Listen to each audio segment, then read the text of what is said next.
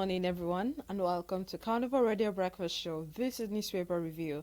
I am Oluwatimileyin Ajayi.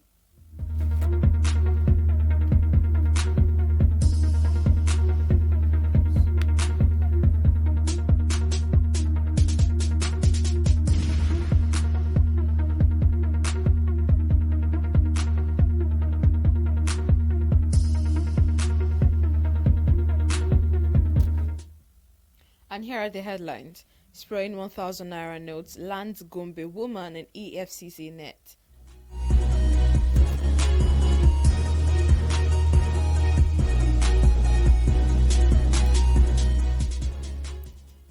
Mali, Niger, Burkina Faso absent as ECOWAS Parliament mulls mediation committee.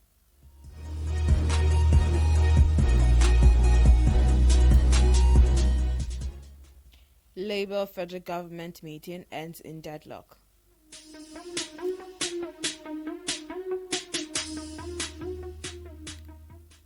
Marketers fret as depot price rises to 710 naira per litre in Lagos.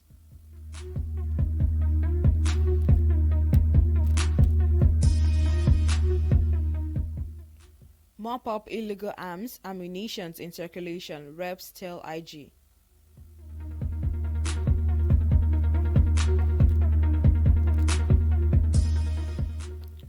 Poor funding, lack of capacity, others in the effective oversight on security, says Abbas.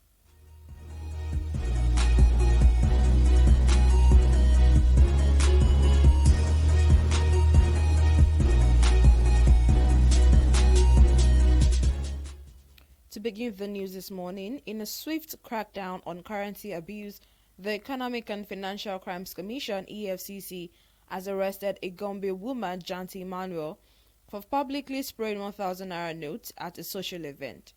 According to EFCC spokesman Dele Oyewale, Emmanuel was seen lavishly spraying the cash at G Connect in Tumfure, Gombe State on Monday, May 20, 2024. The incident was captured on video and quickly went viral on social media, drawing the attention of the EFCC. Acting on the intelligence, EFCC operatives promptly apprehended Emmanuel and brought her in for questioning.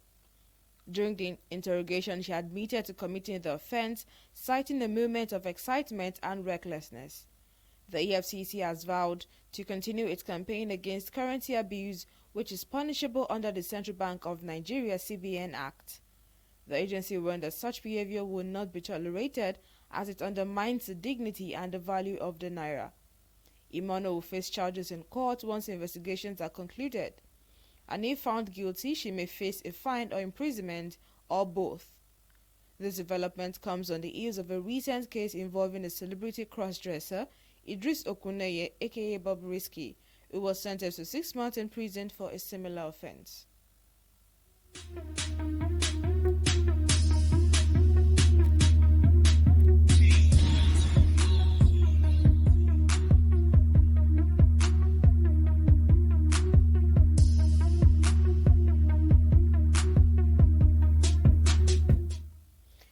This news was sourced from the Vanguard newspaper. Spraying 1,000 notes lands Gombe woman in EFCC net.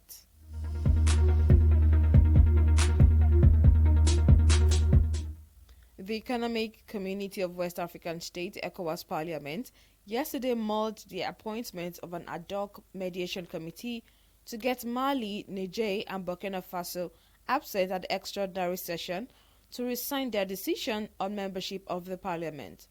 The first deputy speaker of ECOWAS Parliament, Senator Barau Jibrin, stated this during the opening of the 2024 second extraordinary session of the 6th legislature of the ECOWAS Parliament in Kano.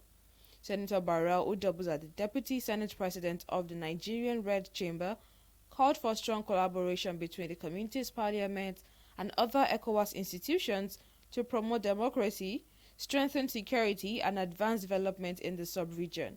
He said there is a compelling need to build strong collaboration with the ECOWAS Commission and undertake joint initiatives aimed at strengthening regional security and advancing development. While it is true that each institution has its unique prerogative, the fact remains that there exist cross-cutting issues that are best addressed with enhanced collaboration among the community institutions. As the Parliament looks towards facilitating the promotion of democracy, checks and balances, as well as accountability in the ECOWAS community, having a strong ECOWAS Parliament is indispensable. For more details, you could visit the Vanguard newspaper. Mali, Niger, Burkina Faso absent as ECOWAS Parliament mulls mediation committee.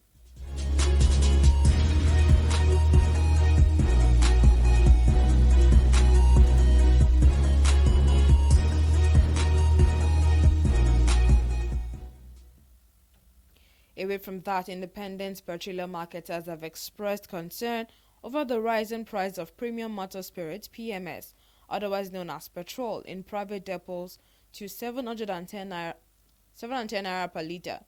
With the increase, petrol pump prices at outlets operated by independent marketers also rose between 730 naira and 750 naira per litre, which has led to queues at some stations operated by major marketers and Nigerian National Petroleum Company Limited (NNPCL), where pump prices are cheaper at 610 naira and 568 naira per litre respectively.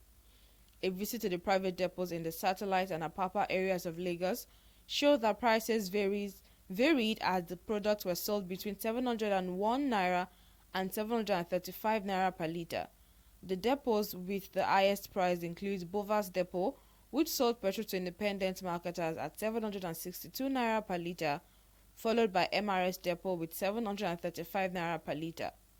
The lowest prices were at Rain Oil Depot at 705 naira per litre, Emadeb Depot with 705 naira per litre, while depot owned by Eternal Oil and Sahara, also known as Asharami Depot, sold at 701 naira per litre respectively.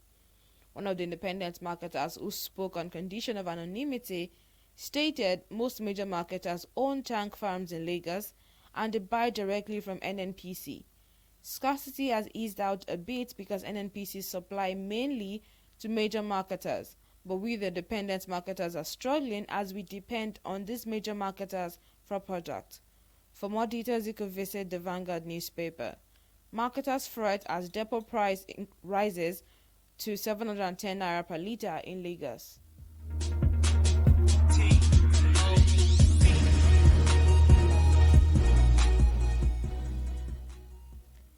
In another development, House of Representatives Speaker Tajuddin Abbas has said lack of capacity, poor funding, the culture of secrecy and the lack of transparency are among the major challenges militating against effective oversight of the security sector in the country. Abbas spoke at a workshop on enhancing effective legislative oversight of the national security and intelligence sectors organized by the House Committee on National Security. The Speaker noted that to carry out an effective oversight, the lawmakers would have adequate knowledge of the working of the sectors. He said effective legislative oversight is a cornerstone of a functioning democracy. Within the context of national security and intelligence, robust oversight mechanisms are essential to prevent abuse of power, protect civil liberties, and safeguard national interests. Without proper checks and balances, there is a risk that these agencies may operate unchecked, potentially leading to violations of human rights or misuse of resources. Abbas noted that in a democratic setting, the legislature plays a crucial role in overseeing and ensuring the effective functioning of the security sector, as essential due to inherent link between security and sustainable development. The Speaker stressed that despite the constitutional mandate for oversight, several challenges still impede the effectiveness of legislative scrutiny over the national security and intelligence sector in Nigeria, including limited capacity and expertise among lawmakers. For more details, you could visit the Nation's newspaper. Poor funding, lack of capacity, others in the effective oversight on security, says Abbas.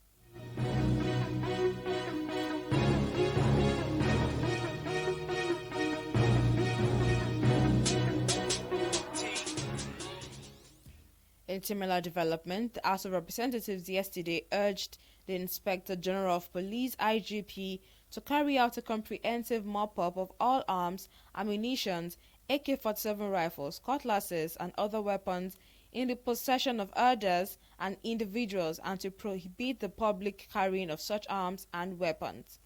The House also asked the IGP, the Director General of Department of State Services, DSS, and the Commandant General of the Nigerian Security and Civil Defense Corps, NSCDC, to comb Yagba forests in Kogi State, rescue all abductees and bring to justice all kidnappers that have made the forest their home.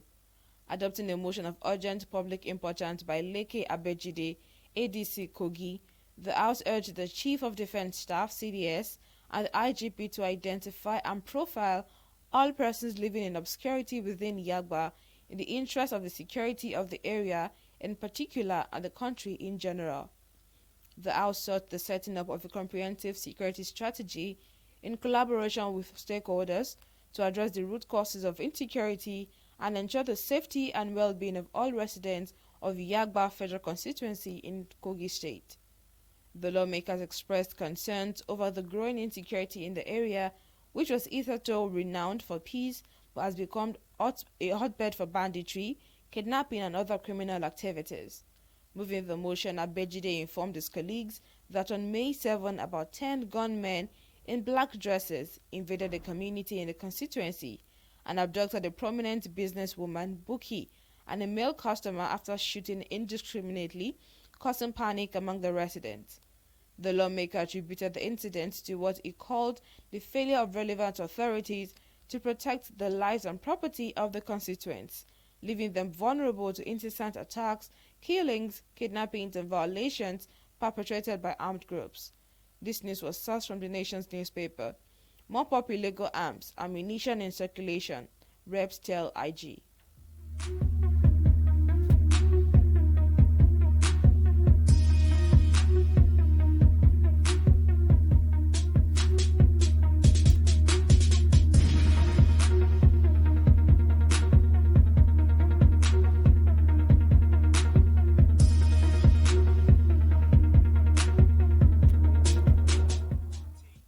Lastly, a newspaper review this morning.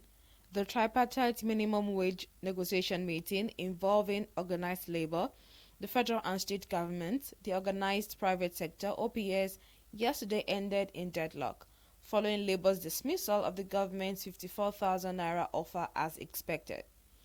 Labour leaders also lamented the absence of state governors in the meeting to present their offers, as the representatives said they had no mandate. However, it was gathered that the meeting will reconvene today by 4 p.m. According to sources, Labour leaders insisted that the federal government has not made an offer and that it appears the government is not serious. According to Labour, the 54,000 naira offer falls below the 77,000 naira salary its workers are earning. Before the meeting adjourned for today, it was agreed that governors must attend to make presentations. Confirming the development, a member of the tripartite committee on the national minimum wage, Professor Theophilus Ndubaku, lamented the absence of 6 governors who represent the 6 geopolitical zones, stressing that it would not go well if any agreement was reached without the governors. Professor Ndubaku reiterated the May 31 deadline Labour had given to the government to conclude negotiations. He said it took them, the government team, some time, and they were passing the buck on who would present the offer. It was then the Minister of Labour who now said they had shifted ground to 54,000 naira. 54,000 naira is wage reduction. For more details, you could visit the Vanguard newspaper. Labour federal government meeting ends in deadlock.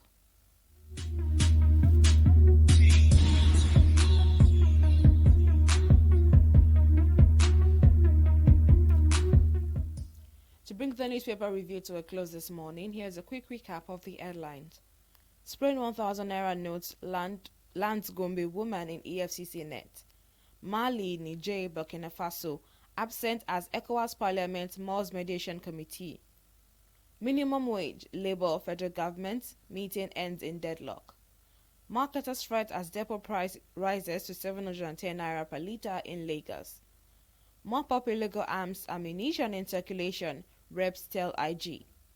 Poor funding, lack of capacity, others hinder effective oversight on security, says Abbas.